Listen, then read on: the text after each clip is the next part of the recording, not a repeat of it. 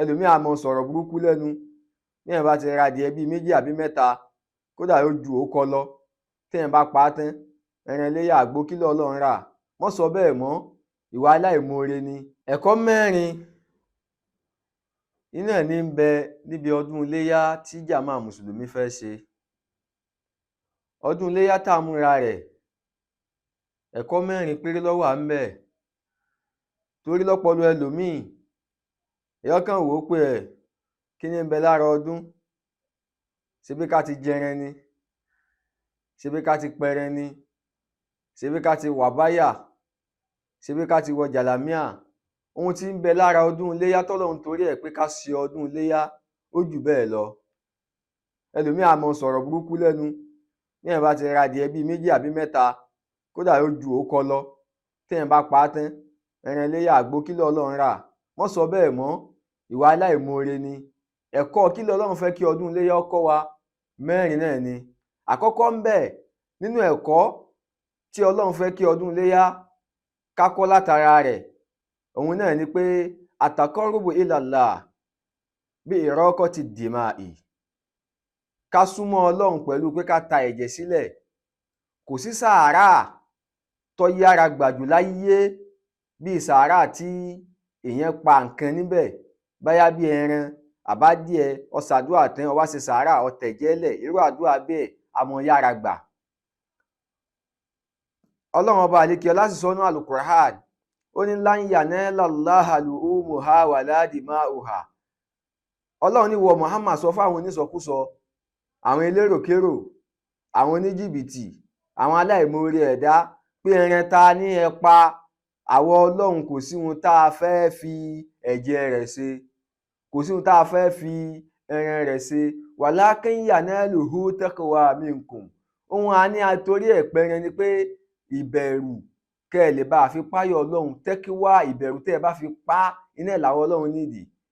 Èyí ni pé a jẹ́ pé gbogbo ẹni yóò tó bá pa ẹran látàntorí kán lè mọ̀ pé èmi náà pa, àgbò lọ pa látàntorí kára àdúgbò yín kó lè mọ̀ feel guilty pé Ọlọ́run ò ṣoore fáwa o, àwọn lágbájá ni wọ́n ń pàgbò kààrò yìí, àwọn lágbájá wọ́n ń pòkọ kààrò yìí, àwọn lágbájá wọ́n ń pa ràkúnmí yìí, tó o pa nítorí tèèyàn wàláhì ò ní ní ládá níwájú Ọlọ́run. Ràkúnmí lọ bá pa nítorí káwọn èèyàn lè mọ̀ wò pé Ọlọ́run ṣàánú ẹ, ò ní ní ládá kankan níwájú Ọlọ́run. Kí Ọlọ́run fẹ́ ká torí ẹ̀ pa ẹran ni pé ká torí ìbẹ̀rù òun ló fẹ́ ká pẹran. Èyí ni pé gbogbo iṣẹ́ tá a bá ṣe yányán láyé, ká mọ̀ ṣe nítorí tèèyàn, ká ṣe nítorí tọlọ́run Allah.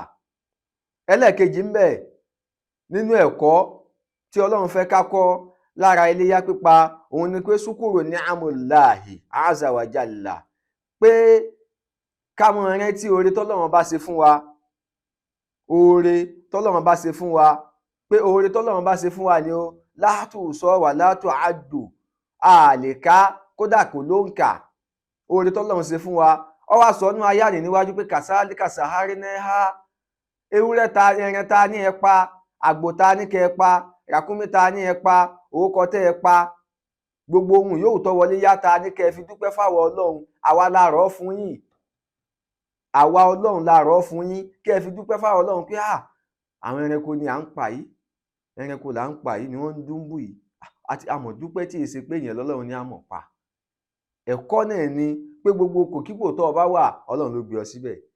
Bọ́lọ́run bá ṣe ọ́ léèyàn, tó ṣe ọ́ lẹ́ranko, tó ṣe ọ́ lágbò, tó ṣe ọ́ ní màálù, kò sí nǹkan kan tó ṣe. Bó ṣe ọ́ ní ràkúnmí, kò sí ohun tó ṣe. Bó ṣe ọ́ ní kìnìún, kò sí ohun tó ṣe. Kódà bó bá ṣe ẹ̀ ṣe ọ́ lájá, kò sí nǹkan kan tó ṣe fọ́lọ́run. Ọlọ́run wá dá àwa léèyàn, ó wá mú àwọn ẹran nì, ó rọ̀ wọ́n fún wa. Bá a bá ti mú wọn, tá a bá ti sá wọn lẹ́fàásẹ̀, tá a gbọ́bẹ̀ lé wọn lọ́rùn, wọ́n sì mọ̀ gba jẹ́jẹ́.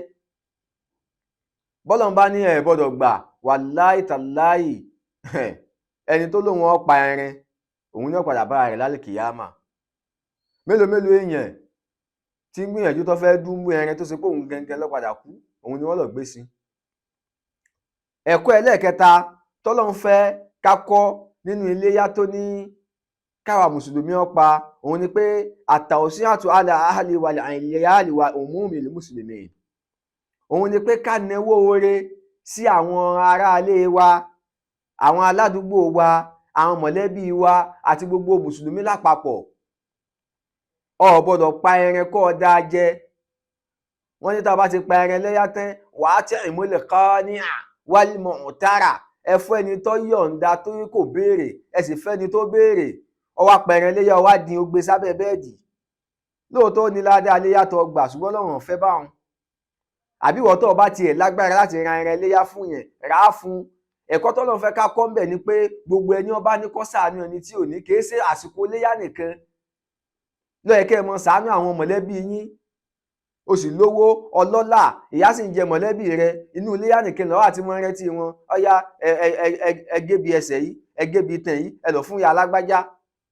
ìyà sì ń jẹ láti àìmọye ọdún sẹ́yìn, o sì lágbára kó ṣàánú ẹ̀, ọ̀ ṣàánú rẹ̀. ọwọ́ ahọ́n ẹran ká.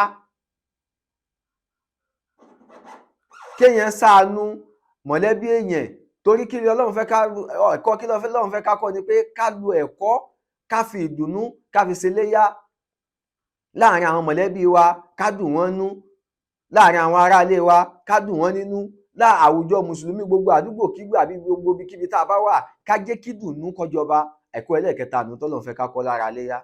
ẹ̀kọ́ ẹlẹ́ẹ̀kẹrin ni pé ta'siyan bi nabiyyillahi Ibrahim alayhi salatu wassalam. ìtàn